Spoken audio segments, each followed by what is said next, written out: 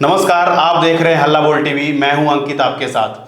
प्रियंका गांधी के पास पैसों की कोई कमी नहीं है, इसके बावजूद आज उन्होंने दिखाई कंजूसी। इसके कारण उनका कार्यक्रम हो गया रद्द। क्या है पूरा मामला, इसको जानने के लिए हमारे साथ हैं हल्ला बोल टीवी के संपादक दीपक शर्मा। देखिए, ये जो कार्यक्रम रद्द हुआ है प्रियंका गांधी का, आपने बिल्कुल सही कहा अंकित। इसकी सिर्फ और सिर्फ वजह कंजूसी है। हुआ यह है कि राहुल गांधी और तेजस्वी यादव घूम रहे थे अभी तक। आज से यह जो वोट अधिकार यात्रा है राहुल गांधी की, इसमें प्रियंका गांधी भी शामिल हो गई हैं। प्रियंका गांधी कांग्रेस की राष्ट्रीय महासचिव हैं और सांसद भी हैं लोकसभा के। तो अब उनके शामिल होने से इस कार्यक्रम में, इस यात्रा में और जान आ गई है, क्योंकि वे महिलाओं में, युवाओं में लोकप्रिय हैं। उनका कार्यक्रम होना था आज मिथिला हाट में। मिथिला हाट में कार्यक्रम कराने के लिए रेट कोटेशन दिया गया था, लेकिन इस कार्यक्रम के लिए बुकिंग नहीं मिली मिथिला हाट प्रबंधन की ओर से। अब कांग्रेस पार्टी कह रही है कि प्रियंका गांधी की लोकप्रियता से घबराकर सरकार के इशारे पर मिथिला हाट प्रबंधन ने बुकिंग नहीं दी, जबकि मिथिला हाट प्रबंधन कह रहा है कि कोई राजनीति नहीं है इसमें, पूरा मामला कंजूसी का है। ये लोग पैसे नहीं देना चाहते थे। जो रेट कोटेशन दिया गया, हमने कहा कि आप कार्यक्रम कीजिए, राहुल गांधी आए, तेजस्वी यादव आए, प्रियंका गांधी आए, उनका स्वागत है। मिथिला हाट प्रबंधन में कार्यक्रम करें, उनका स्वागत है। जो रेट कोटेशन दिया गया उसका भुगतान नहीं किया गया और खूब पैरवी कराई जाने लगी कि रेट को कम कर दीजिए। तो मिथिला हाट प्रबंधन से जुड़े जो लोग हैं, उनका कहना है कि पैसों की ना प्रियंका गांधी के पास कोई कमी है और ना कांग्रेस पार्टी के पास कोई कमी है, न राजद के पास कोई कमी है, न महागठबंधन के पास कोई कमी है। तो जब पैसों की कोई कमी ही नहीं है, तो क्यों मिथिला हाट प्रबंधन का हक मारने पर तुल गई प्रियंका गांधी? और प्रियंका गांधी को तो जो रेट था उससे भी थोड़ा ज़्यादा दे देना चाहिए था कि मिथिला हाट का विकास होगा, इससे और उन्नति होगी। लेकिन वे तो रेट कम करवाने पर पड़ गई और पैरवी आने लगी चारों तरफ से। तो जब रेट, जो कोटेशन रेट दिया गया था, उसका भुगतान नहीं किया गया, तो हाट प्रबंधन ने बुकिंग नहीं दी। अब इसे लेकर राजनीति तेज हो गई है। यहाँ मिथिला हाट में जो कार्यक्रम होना था, वह अति पिछड़ा वर्ग की बैठक होनी थी मिथिला हाट प्रबंधन के का जो स्पेस है उसमें, और कई दूसरे कार्यक्रम होने थे। वो सारे कार्यक्रम अब नहीं हो पाएंगे। तो जिस तरह से यह कंजूसी आते आते प्रियंका गांधी पर भारी पड़ गई है, इसे लेकर खूब चर्चा हो रही है। कांग्रेस पार्टी और राष्ट्रीय जनता दल और दूसरी जो महागठबंधन की पार्टियां हैं, वो इसकी वजह बता रही हैं कि राजनीतिक साजिश है। राहुल गांधी दरभंगा जाते हैं तो उनको वहां कार्यक्रम नहीं करने दिया जाता है।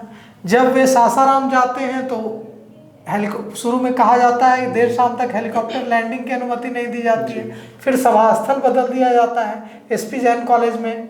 तो लगातार राहुल, तेजस्वी यादव के कार्यक्रमों को बाधित करने की कोशिश की जाती है। तो महागठबंधन के नेता कह रहे हैं कि लगातार सरकार अपनी ताकत का इस्तेमाल कर हमारे कार्यक्रमों को विफल करने की कोशिश कर रही है, और इसीलिए मिथिला हाट प्रबंधन ने जानबूझकर सरकार के इशारे पर बुकिंग रद्द की है। जबकि मिथिला हाट प्रबंधन कह रहा है कि पूरा मामला कंजूसी का है और हमें खुशी होती अगर प्रियंका गांधी यहाँ कार्यक्रम करती, लेकिन वो पैसे देने को तैयार ही नहीं थी। पैरवी खूब आ रही थी कि पैसे कम लीजिए, रेट कम कर दीजिए। तो अब मिथिला हाट प्रबंधन से जुड़े लोगों का कहना है कि प्रियंका गांधी कांग्रेस के पास पैसों की क्या कमी है जो वे पैसे कम करवा रही थी। अब देखिए, यह जो यात्रा है, यह यात्रा मिथिलांचल में सुपौल से होते हुए प्रवेश कर गई है और यात्रा का आगाज हो गया है।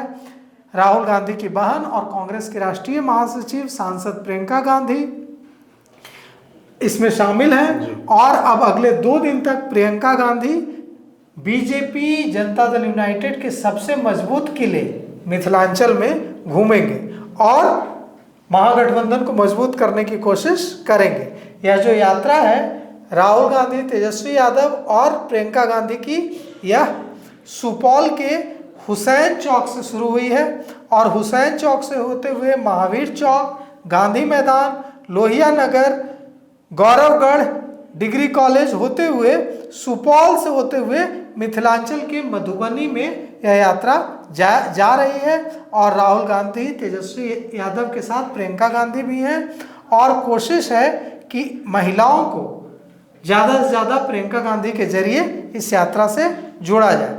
अब देखिए 243 अगर सीटों के लिहाज से देखें तो मिथिलांचल में 7 जिले आते हैं, मुजफ्फरपुर, सुपौल, सहरसा, समस्तीपुर, दरभंगा, मधुबनी और सीतामढ़ी। अब ये जो 7 जिले आते हैं इनमें 243 विधानसभा सीटें हैं बिहार में, इनमें से 60 विधानसभा सीटें इन 7 जिलों में लगभग आती हैं। बिहार के 243 विधानसभा सीटों में से 60 सीटें मिथिलांचल के इन 7 जिलों की है।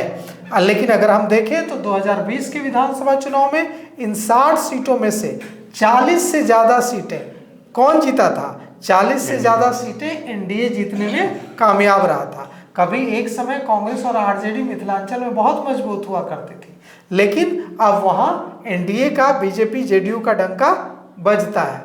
तो कोशिश यही है कि ये जो यात्रा आज मिथिलांचल में रहेगी, इस यात्रा से वहाँ खोया हुआ जनाधार वापस कांग्रेस आरजेडी का लाया जाए। अब यह जो यात्रा निकलेगी मधुबनी के करीब 70 किलोमीटर की जो यात्रा है, यह लौखा विधानसभा के नरहिया को पार करते हुए फुलपरास जाएगी, झंझारपुर जाएगी, दरभंगा ग्रामीण, मधुबनी विधानसभा होते हुए सकरी से दरभंगा में जाएगी यह यात्रा, और मधुबनी के 5 विधानसभा क्षेत्रों से यह यात्रा गुजरेगी। दरभंगा के मनीगाछी भी जाएगी ये यात्रा, दरभंगा ग्रामीण विधानसभा में भी जाएगी। सरिसब, पाही और सकरी मधुबनी विधानसभा क्षेत्र का हिस्सा है।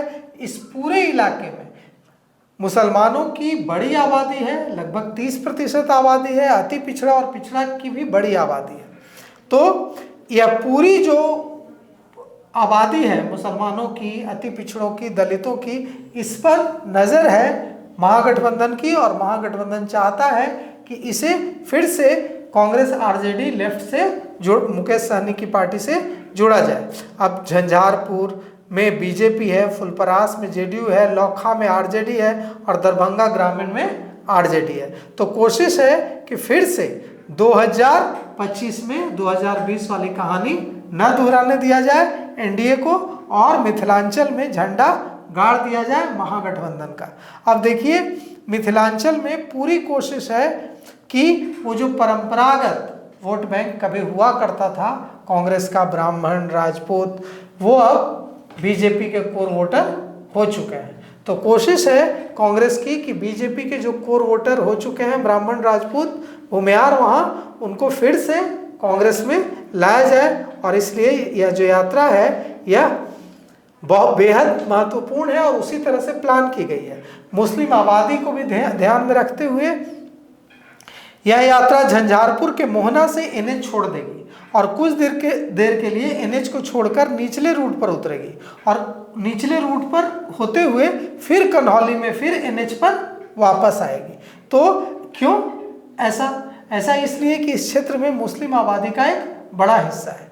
अभी यह देखिए, यह क्षेत्र जो है उद्योग मंत्री नीतीश मिश्रा का क्षेत्र है, यह जो क्षेत्र है कैबिनेट मंत्री और जदयू के कार्यकारी अध्यक्ष संजय झा का क्षेत्र है। अब यह जो ब्राह्मणों और राजपूतों और भूमिहारों को यहाँ अट्रैक्ट करने की जो कोशिश है, इसके लिए आज प्रियंका गांधी माता सीता के दर्शन करने भी जाएंगी और वहाँ माता सीता के दर्शन करके यह मैसेज देने की कोशिश करेंगी कि जो एनडीए उनकी छवि बनाता है कि ये मुस्लिम परस्त पार्टियां हैं और मुसलमानों को रिझाने के लिए ही हिंदुओं के हितों की अनदेखी करते हैं, उस छवि को तोड़ने की कोशिश की जाएगी। अब प्रियंका गांधी के माता जानकी के दर्शन करने से और सीतामढ़ी में जानकी मंदिर में पूजा अर्चना करने से और महिला वोटर से संवाद करने से देखिए कितना मजबूत होता है महागठबंधन मिथिलांचल में। तो ये एनडीए के गढ़ जो मिथिलांचल कहा जाता है, तो क्या इसमें वोट अधिकार यात्रा के दौरान जो भी यात्राएं चल रही है उसमें सेंधमारी कर पाएगी महागठबंधन? देखिए, महागठबंधन सेंधमारी कर पाएगा या नहीं कर पाएगा यह तो चुनाव में पता चल पाएगा। अभी तो इस पर कुछ भी नहीं कहा जा सकता, लेकिन कोशिश तो करेगा ही ना महागठबंधन, क्योंकि एनडीए ने वहां पटकनी दी थी 2020 में।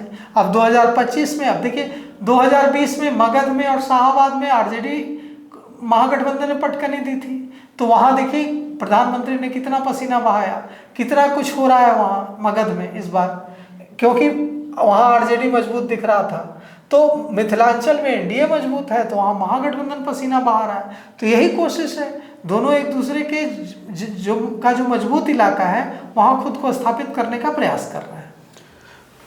अब देखना दिलचस्प होगा कि आगामी विधानसभा चुनाव में अपनी पुरानी साख को कितनी बचा पाती है महागठबंधन। धन्यवाद। आगे की खबरों के लिए बने रहें हल्ला बोल टीवी पे। शुक्रिया।